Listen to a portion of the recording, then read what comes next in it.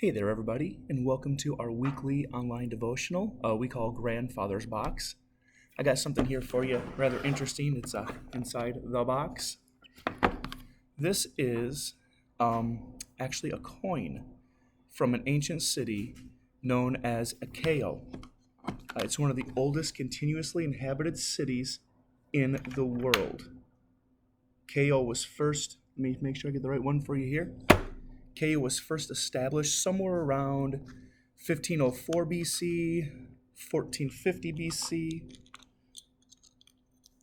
and it's actually still in existence today. You can go and check out the ruins of it. Here is one of their coins right here.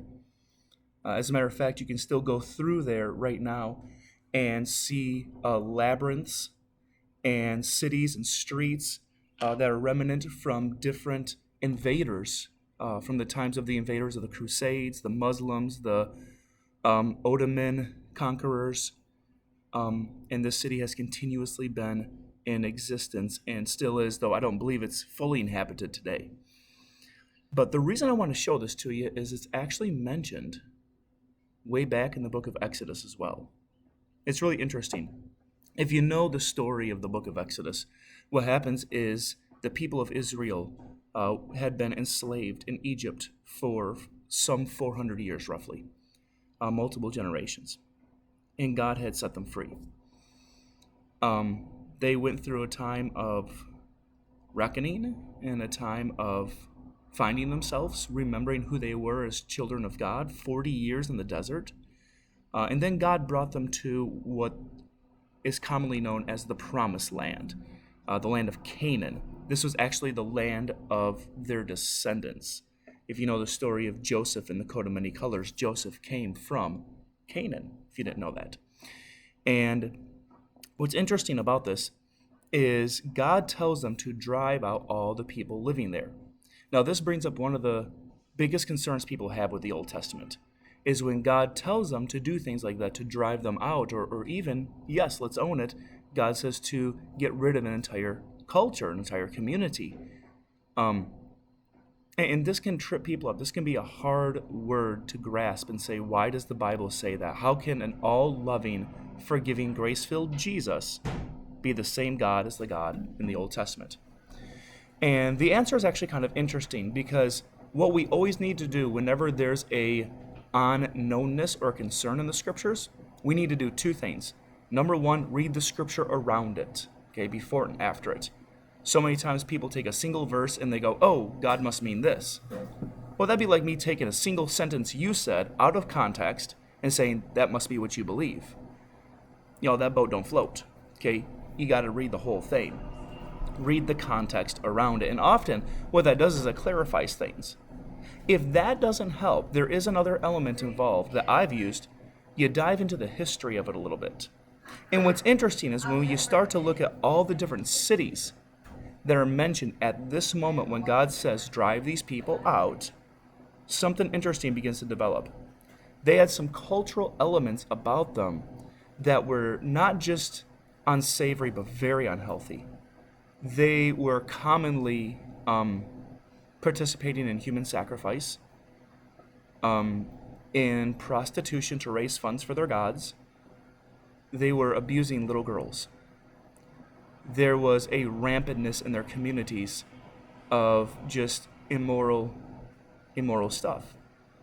And the piggyback on top of this is, what if the people of God would have stayed there in that community and allowed those people to live among them? Well, think of it like this. You have a culture that's been established for multiple generations, right? That's those who live there.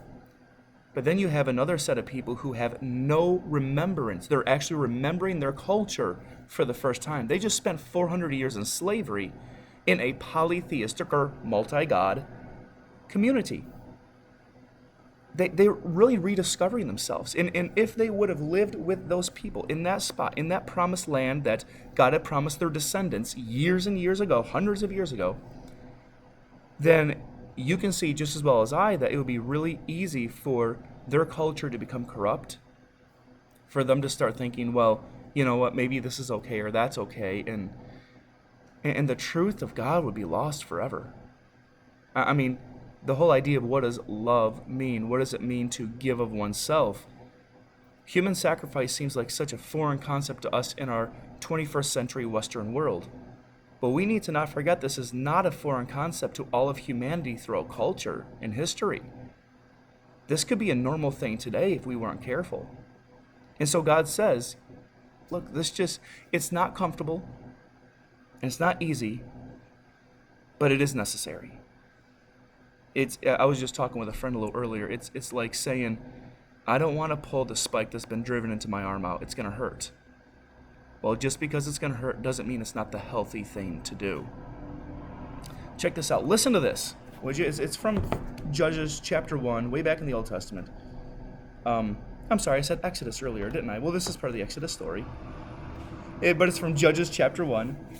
And I just want to read a snippet of it that mentions this city to you, the city of Akko. And I'm going to read verses 22 to 32. Okay, listen to this. Now the tribe of Joseph attacked Bethel, and the Lord was with them.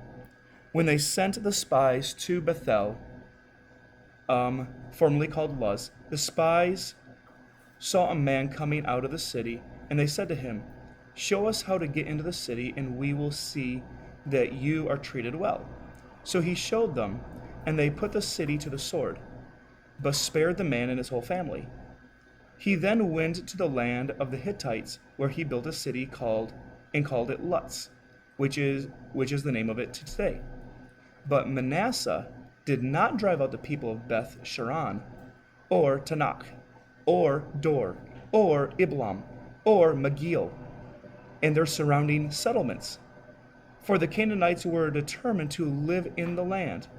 When Israel became strong, they pressed the Canaanites into forced labor. And so instead of driving these people out, they enslaved them, the very thing that God had just set them free of. But never drove them completely out. Nor did Ephraim, which was another tribe of Israel, drive out the Canaanites living in Gezer. But the Canaanites continued to live there among them. Neither did Zebulun, another tribe of Israel, drive out the Canaanites living in Kitron or Nahalal. So the Canaanites lived there among them.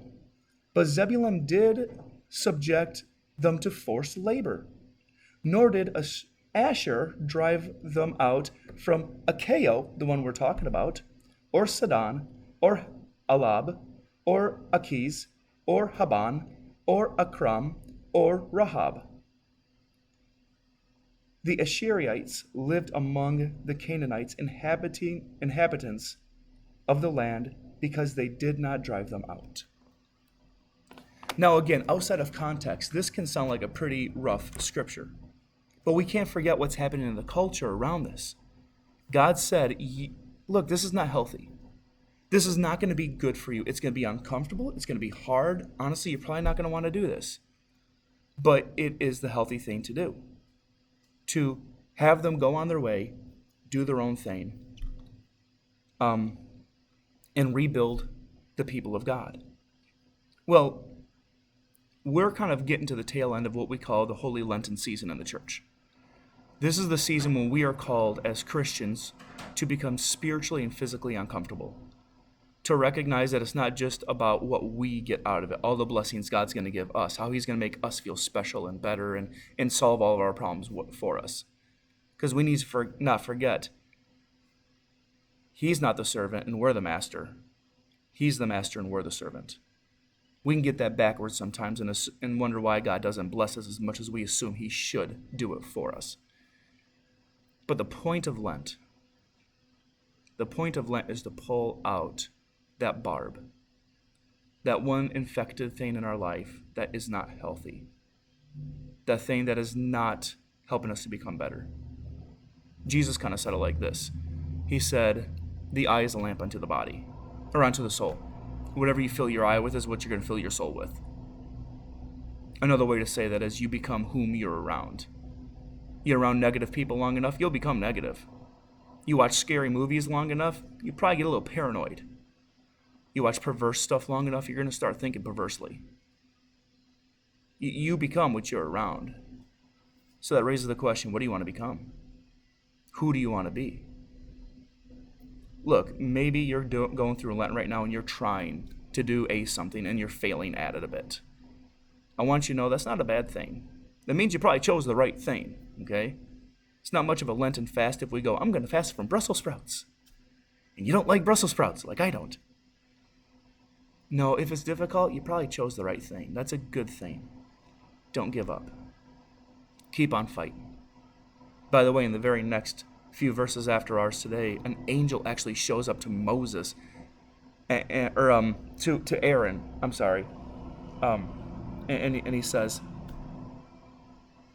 why didn't you do what I said?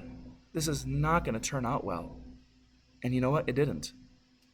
That there was huge issues where people were arguing about, well, this is politically correct and that's politically correct, and it was sacrificing morality and love and life, and people were trying to do what they're doing today.